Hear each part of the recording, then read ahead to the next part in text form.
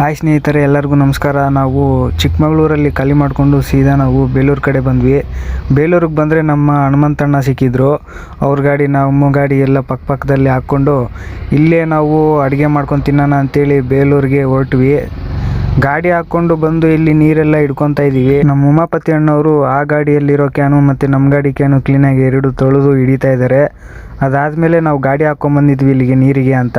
ನೀರೆಲ್ಲ ಹಿಡ್ಕೊಂಡಿದ್ದಾದಮೇಲೆ ನಾವು ತರಕಾರಿ ತೊಗೊತಾ ಇದ್ವಿ, ರೇಷನ್ನು ಎಲ್ಲ. ಅದಾದಮೇಲೆ ಚಿಕನ್ ಎಲ್ಲ ಓಡಿಸ್ಕೊಂಡು ಸೀದಾ ಗಾಡಿ ಹತ್ರ ಬಂದ್ವಿ.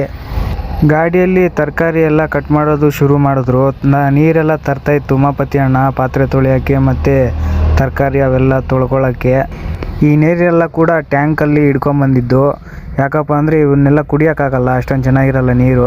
ಅದಕ್ಕೆ ಫಿಲ್ಟ್ರ್ ನೀರು ಹಿಡ್ಕೊಬಂದು ಇಬ್ಬರಿ ಪಾತ್ರೆ ತೊಳೆಯೋಕ್ಕೆ ಮಾತ್ರ ಬಳಸ್ಕೊತೀವಿ.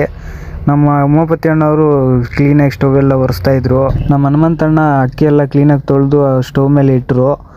ಅದಾದಮೇಲೆ ಇದು ಎಲ್ಲ ಕೂಡ ಚಿಕನ್ ಎಲ್ಲ ಕ್ಲೀನಾಗಿ ತೊಳ್ಕೊಂಡು ಕ್ಲೀನಾಗಿ ಮಸಾಲ ಐಟಮ್ ಎಲ್ಲ ಕ್ಲೀನಾಗಿ ರೆಡಿ ಮಾಡಿಕೊಂಡು ಒಂದೊಂದೇ ಮೊಟ್ಟೆ ಎಲ್ಲ ಕ್ಲೀನಾಗಿ ಸಪ್ರೇಟಾಗೆಲ್ಲ ತೆಗೆದು ಅಕ್ಕಿ ಎಲ್ಲ ಬೇಯಿಸಿದ್ದೆಲ್ಲ ಆದಮೇಲೆ ನಾವು ಮತ್ತೆ ಇದು ಚಿಕನ್ ಎಲ್ಲ ಹಾಕಿ ಉರಿಯೋದು ಸ್ಟಾರ್ಟ್ ಮಾಡಿದ್ರು ನಮ್ಮ ಹನುಮಂತಪ್ಪ.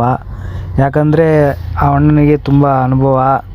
ಯಾರಾದರೂ ಒಬ್ಬರ ಕೈಯಲ್ಲಿ ಅಡುಗೆ ಆಗಬೇಕು, ಆವಾಗ ಚೆನ್ನಾಗಿ ಬರುತ್ತೆ. 3-4 ಕೈ ಮಿಕ್ಸ್ ಆಗಿಬಿಟ್ರೆ ಚೆನ್ನಾಗಿ ಬರಲ್ಲ.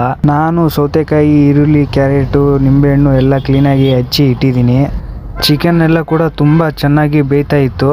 ಅದಾದಮೇಲೆ ನಾವು ಪ್ಲೇಟೆಲ್ಲ ತೊಳ್ಕೊಂಡು ಟೇಸ್ಟಿಗೆ ಅಂತೇಳಿ ತಟ್ಟೆಗೆಲ್ಲ ಬಡಿಸ್ಕೊಂಡ್ವಿ. ಒಂದ್ಸರಿ ಚೆಕ್ ಮಾಡೋಣ ಚೆನ್ನಾಗಿ ಬೇಯ್ದೈತೋ ಇಲ್ಲ ಅಂತ. ಮೊಟ್ಟೆ ಎಲ್ಲ ಹಾಕಿದರೆ ನೋಡಿ ಹೆಂಗೆ ಬೇಯ್ದಿದೆ ಅಂತ. ಅದಾದಮೇಲೆ ಒಂದೊಂದು ಪೀಸೆ ಬಾಯಿಗೆ ಇಟ್ಕೊಂಡ್ರೆ ಸೂಪರಾಗಿ ಮಾಡಿತ್ತು ಹನುಮಂತಣ್ಣ. ತುಂಬ ಚೆನ್ನಾಗಿತ್ತು, ಸೇಮ್ ಮನೆಯಲ್ಲಿ ಮಾಡ್ದಂಗೆ ಇತ್ತು. ಹೋಟ್ಲಲ್ಲಿ ಸಹ ಈ ಥರ ರುಚಿ ಸಿಗಲ್ಲ, ಆ ಥರ ಮಾಡಿತ್ತು.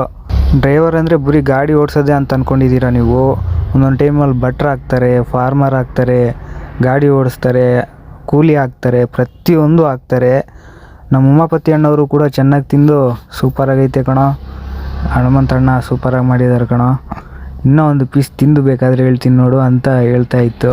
ಆದಷ್ಟು ಎಲ್ಲರೂ ಗಾಡಿಯವರು ಗಾಡಿಯಲ್ಲೇ ಅಡುಗೆ ಮಾಡೋದಕ್ಕೆ ಪ್ರಯತ್ನ ಮಾಡಿ.